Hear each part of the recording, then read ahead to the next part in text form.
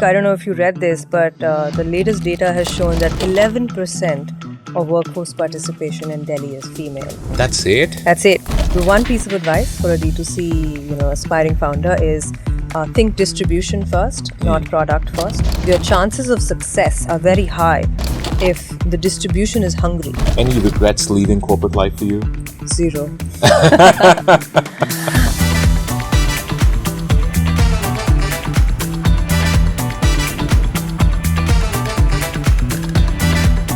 Hello, Simran. Welcome to Pidge Disruptor's Den, and I'm Ratnesh, the founder and CEO at Pidge, hyper-local unified platform logistics tech company. Great to have you here. Fabulous to be here, Ratnesh. We've been planning this for a while, so I'm super stoked to be here. Yes, and I have to thank you for braving the Delhi-Gurgaon traffic to be here this morning. So thank you very much.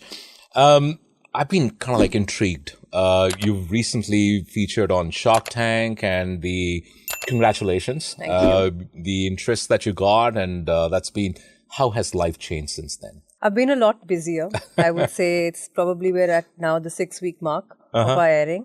So some of the initial euphoria, and the dust is sort of settling. Right. But very happy with the sales trajectory, very happy with the kind of customers we got, and very happy to have got our message out on national TV. Let's kind of go back to the genesis of Koparo, and I thought that your story was so compelling and so authentic, and congratulations again. But what was the one specific? Was there a kind of a trigger? Was there a pain point? Was there something that happened and you said ab ye nahi chalega, mere ko kuch karna hai? What was that eureka moment for you? So I think it wasn't a moment. I think it was a series of sort of months and weeks, right? Where we were all locked up at home, right? Scrubbing every surface. Yes. And we were also doing it for ourselves. Yes, right? of And course. we were doing it ourselves, for ourselves. Yes. And I realized that some of the, ingredients that were going into our cleaning products can be very, very toxic, right? Got it. Yeah, of course. Bleach, is a regular feature in laundry. Yeah. Right? There is stuff called BAC, which is benzalkonium chloride, which is fairly harmful for pets. It's a staple in our floor cleaners. Right. So really, what are we doing, Right. We're scrubbing away, but we're actually building up, maybe keeping a few germs away, but building up a lot of toxicity. For sure. And there are options out there, right? Yeah. At least in the Western markets, there are products. There was sort of people who are making products which are clean label in cleaners. And I felt that this is a large industry. And then, of course, your training kicks in, right? Of now, course. having spent the years that I have between McKinsey, doing strategy roles at Star, running Juggernaut, definitely your training kicks in. Where I said, okay, if this market is large, then I don't care. I'll figure it out. Sure. Right? And of course, home cleaning is large by Of its course. very nature, because Of course. there is so many homes, there is Yeah. so much dust, Yeah. there is so much sort of potential for improving hygiene. Of course. And it's a daily use case. Yeah. So it's Yeah. got to be large, right? Yeah. Now, investors will tell you, that, but will it premiumize? This is a low Yeah. involvement category. Yeah. See, the thing is that there's always 100 reasons not to do Of things. course. And there's only one to do it. Is when your heart says. First of all, do you see a perception towards sustainability, a conviction towards sustainability that is unique to each generation? Right. We're seeing some very interesting things, when we're now looking at our customers. When I started Koparo, I had this sort of image, that there's be this young mom and she'll have a little toddler in her arms, and she's just obsessed with the fact that the toddler should not eat anything, or lick anything which has fallen on the floor. Sure. I've realized that our audience base, the customer, the user base of Koparo is very wide. And they're coming at it from a very different angle. So I think sustainability in India has a few different narratives, and maybe it's because they're different generations. It could just be because they're just different personalities, right? So what we are seeing is that one are basically what I call guardians. These could be guardians of, children because they're parents. Could be pet guardians, who are basically concerned about reducing the toxins. Right. Right? Because they are aware that they're now looking after this life. And they're feeling very terribly responsible. Sure. And they're also aware there's so many toxins in the air, in the water. So they want to reduce toxins where they can. Of course. Then we're also seeing like a second cohort of people who are enjoying the Koparo proposition. People who have upgraded everything. They're doing better holidays. They are driving better cars. They're buying better clothes. And therefore now they're living in homes which are spec'd differently. Right. And there's a desire to maintain those homes. So they want to buy better quality home cleaning products, because now you've got exposed wood like this, and now you can't clean it with a glass cleaner, which is the only spray which is sort of ubiquitous in Indian homes. Right. So you like, okay, fine. If I will tell you, I have a wood safe furniture cleaner, you'll be like, okay, let me give it a try. Right. And it worked for you, then you'll come back for the rest of my portfolio. Of course. So that's another set of, customers who are enjoying our proposition. And the last set is people who are very, very environmentally conscious. They're extremely triggered about, biodegradability of your formulations, whether you can use the runoff from the floor cleaner to actually water the plant. Sure. So they require a different style of communication, while your portfolio remains the same and the Koparo promise is the same, but different takeaways, across these demos. There's obviously kind of like two views to influencer marketing. Right. There is a view that it kind of like promotes the brand but does not get sales. What's your take on influencer marketing? I think if you're talking about influencer marketing, there's sort of two aspects, absolutely, right? You could look at it from a performance point of view. You could look at it from a brand point of view. Therefore, the kind of creative that you make really defines which route you're taking, right? Sure. If you're going to take a route which is much more about here are the features, here's why it's better, this is why the pricing works for you, and you've got to get it, that's a performance creative. Right. But chances are, if you're getting an A+ celebrity, you may want to do a little bit of a brand story. You may be actually, giving a different narrative. In that case, that is a brand ad, and hence designed to actually increase top of funnel. It's designed to give you the brand lift. So I think you've got to figure out what creative route you're taking based on the stage of your brand. Got it. I think a performance creative will never work for brand, and a brand creative will never work for performance. The thing that I'm trying to, understand from you is Indian customer is generally very price sensitive. And understandably so. What the Indian customer is very evolved and very aware, and getting more so, especially the millennials and the Gen Zs, but still price sensitive. How are you balancing that? I think we're giving them value, which is why we keep taking our conversation always back to value, right? Even when we talk about our detergents, right? Surf Excel is who we compete with, and Surf Excel, gives in one load. They use one cap. Their cap is this giant cap that they stick onto their normal bottle. That cap is 60 ml, right? Our cap is 45 ml. Right? Oh, okay. So, they play a dilution game. Of course. So the thing is, I think if you can communicate in terms of value, right, then you will get through. So I think the Indian customer is value conscious, very, very value conscious. Agreed. Right? Absolutely. You've got to have the right pack size. You've got to have absolutely the right premium, if at all any premium. Sure. But if they really trust your product, and if they think that this is important for the health of their family, they will make that investment. Oh, for sure. Because they are the ones who are today buying up expensive real estate, cars, holidaying like never before, right? They will actually make that investment. So I was reading this, spending habits, Indian spending habits, and it's very interesting that Indians, as they kind of like go up the, the economic chain, the discretionary spending is disproportionate to the more upgraded essential spending. Right. So you may still buy the 200 rupee detergent, but you will have a better car, which is 6x the price. You'll take a better holiday, but you will not buy a better detergent or a hand soap. That was a very interesting article and research. I was thinking about discretionary versus upgraded necessary spending. Right. So, and hence I think, but coming back to Koparo, which cities are your most customers in? So it's the metros as Okay. well as the tier 1 cities. Okay. So, So give me an NCR, example of tier 1 city. Lucknow. We do well in Ahmedabad. Oh, okay. Yeah, we do well in Chandigarh. So we have Is some that of a those. surprise or is that something that you I think designed? this is mirroring the consumption patterns of the country, to Was be very this- okay. honest. Yeah. Was this pre-Shark Tank or post-Shark Tank? I The think penetration in the you're tier right. 1 So market. I think definitely penetration post Shark Tank, particularly in the west and the north, has gone up. Okay. Because I think predominantly, I think Sony TV has fantastic reach in the west. Of course. So I think it responds extremely well. Right. And north, of course, is Hindi-speaking markets, right? So Sure. there's huge penetration there. That's wonderful. Thank you for sharing the entire story on Koparo. Let's talk about you. So I believe you're one of those very, very, very, very rare family with 2 founders. That is true.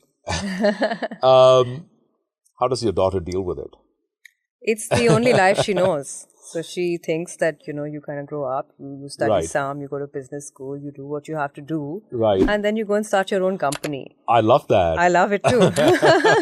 That's the future, and that's what that entrepreneurial spirit. That's brilliant. So, if you were kind of like if your daughter came to you, I mean, life of a founder, very stressful. Right.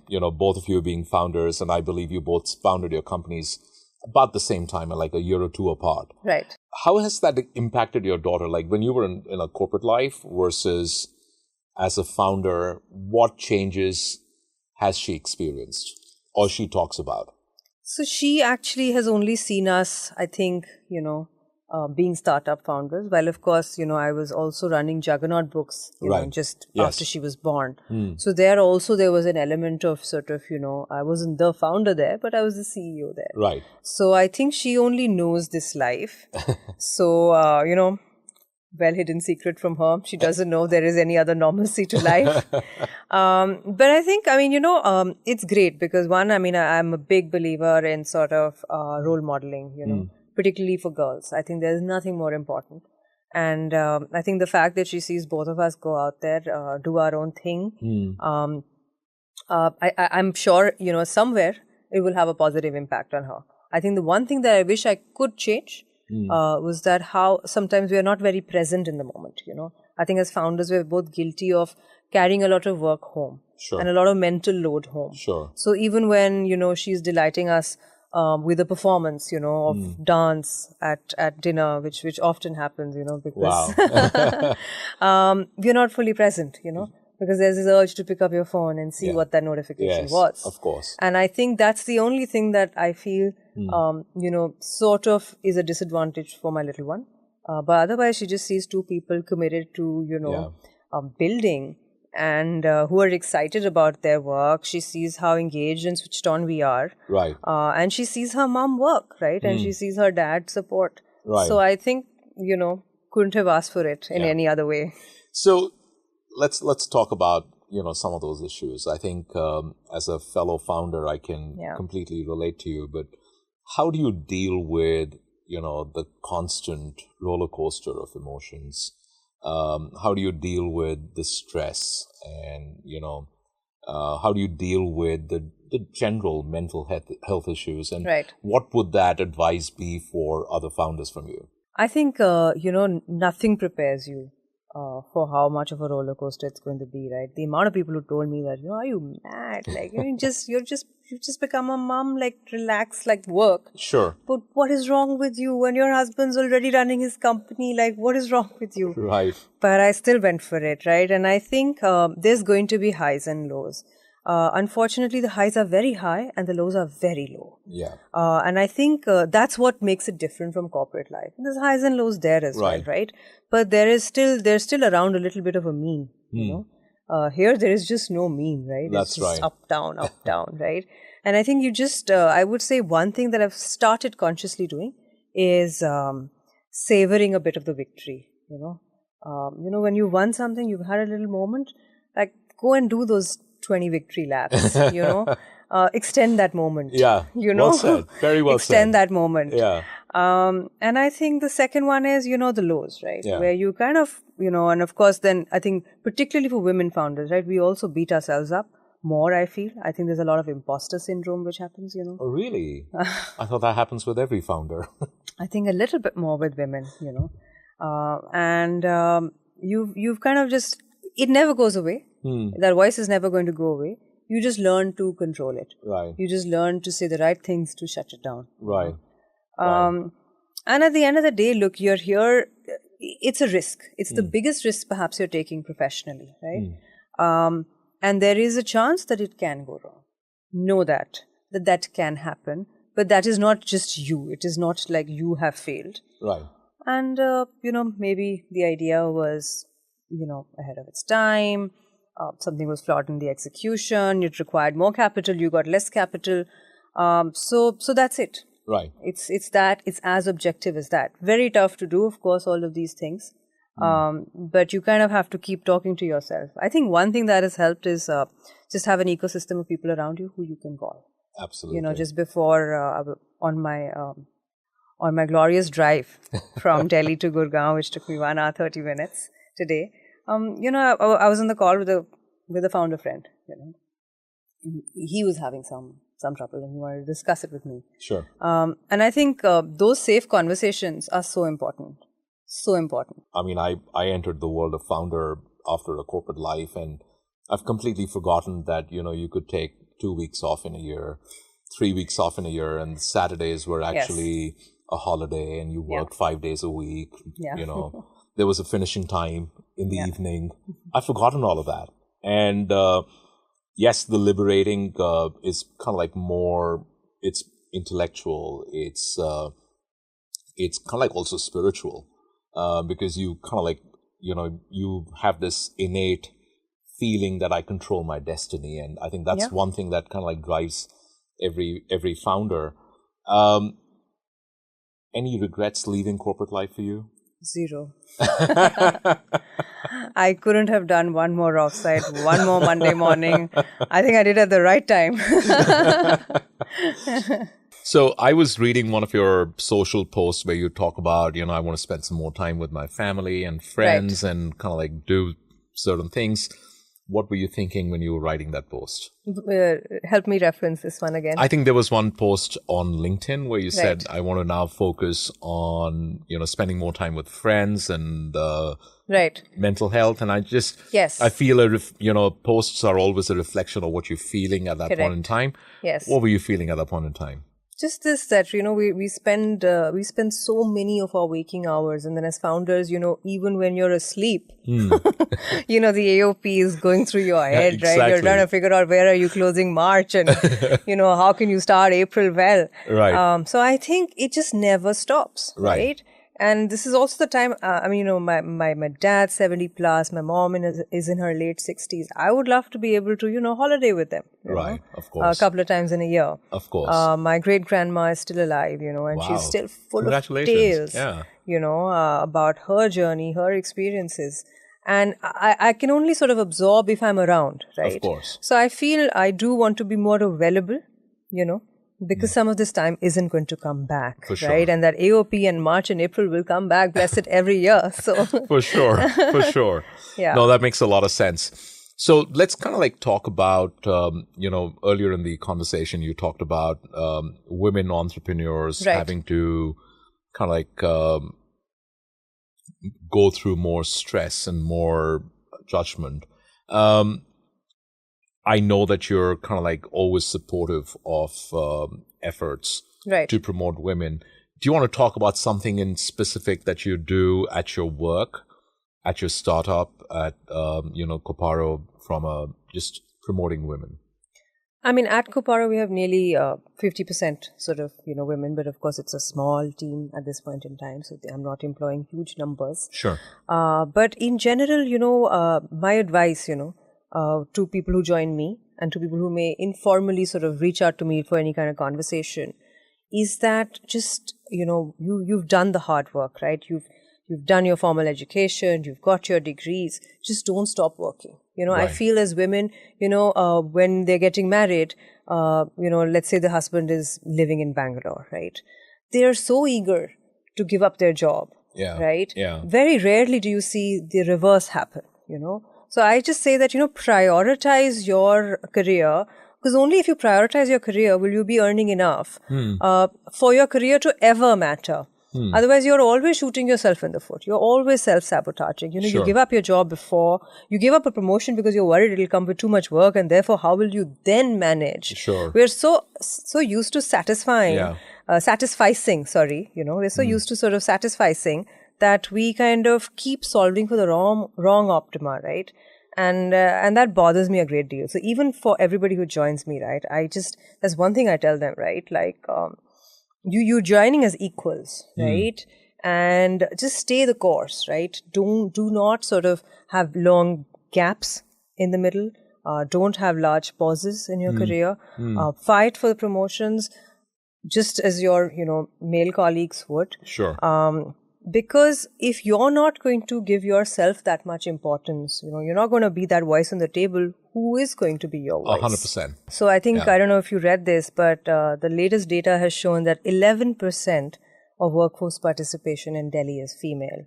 That's 11%. That's it? That's it, In Delhi NCR, which is kind of the hub of... Yes, I'm appalled. Exactly. So when you're starting off with 11%, which is sort of, worse than Yemen, we've got to have corrective action of a different order. Right. So I think it's about start points. I think, honestly, if this was a 45% conversation, very, very different. Yeah, for sure. Perhaps then, yes, you can say, let it be meritorious, Yes. But here, this is something going wrong over here, because females are participating equally in school, in colleges, sort of graduation and literacy rates, score outcomes are all, holding up. So why the drop-off when it comes to work? Yeah. More men take STEM, more boys opt for STEM, less girls opt for why. STEM, right? Because of multiple reasons. So I think when they begin, it's all the same, But somewhere there is conditioning still, where certain careers and certain subject choices are dominated by women and others by men. Right. So I think some of those interventions would be very, very useful, at a micro level, right? At a school level, and saying that, what is this bias, right? What made you drop, let's say, maths, right? Right. And you'd often hear like a girl saying that, I wasn't very good at it. And let's go and look at her scores. Maybe she got a 72. There'd be a boy there who got a 68. Yeah. But he was like, I'm not good at it, but I know I needed it and I took it. Right. And very different mindsets. Both are speaking the truth. Absolutely. It's their truth, Yeah. But it leads to divergent career paths. It leads to different income earning opportunities down the way. Sure. Which I'm not sure you necessarily know when you're 15 and you're choosing your subjects. Yeah. So this is again one of the passion area for me, right? I like to talk to students to tell them how do they keep maximum options open. Because I think it's unrealistic to expect 15-year-olds to know what they want to do. Yeah. This is a legacy education system. Totally. Yet marketplaces continue to be dominant. They provide you convenience. Where do you see the market going? I mean, and someone like yourself who's been in revenue growth functions and seen the evolution of all of this, right? Where do you think the market is going? I think the marketplaces will obviously exist, but I think there is always scope for your own channel. Because it's become much easier to set up your own channel now. There are so many players in the ecosystem, from your delivery to your order processing, to your fulfillment, to your checkout flows, even website creation, right? It's become much easier. So you will have it. Customers have also become more comfortable, I feel. Shopping. Earlier, there was this customer who would always be only comfortable checking out your website, but then buying it on Amazon. Yeah. But you actually are now having a lot of cross behavior. You may have acquired the customer on Amazon. Right. He or she may top up on the website. Right. So I think... Is your pricing the same? Yes, that's true. So consistent uniform pricing? Absolutely consistent uniform pricing. In fact, on our website, if you bought in bulk, and a lot of bulk, you would probably end up getting a better price. Question. Yes. One piece of advice to someone who's starting a direct-to-consumer business and wanting to appear on Shark Tank. So the one piece of advice for a D2C, aspiring founder is think distribution first, not product first. I think you're always habituated to think of your product, but think of your distribution first. because your chances of success are very high if the distribution is hungry for your kind of product. Right. The kind of velocity that can give you will determine, how you scale. Right. And determine how long you stick. Sure. And for startup, for Shark Tank aspirers, I write a lot. So follow me on LinkedIn. But, a fantastic platform. The kind of reach that you can get between, of course, Sony Live's OTT, Sony entertainment channels, actual television, and then, of course, they put this content out on YouTube. So it then lives there forever. Yeah. Well, Simran, thank you very much. It was wonderful chatting with you, and I really appreciate the purposes that you're pursuing, your passions, and congratulations on everything that you've accomplished, and best wishes for greater heights. And you're obviously on a mission. And most importantly, thank you very much for your candid chat. It was a pleasure. Thank you. Pleasure's entirely mine, and good luck with that house move this weekend. Yeah. Thank you so much.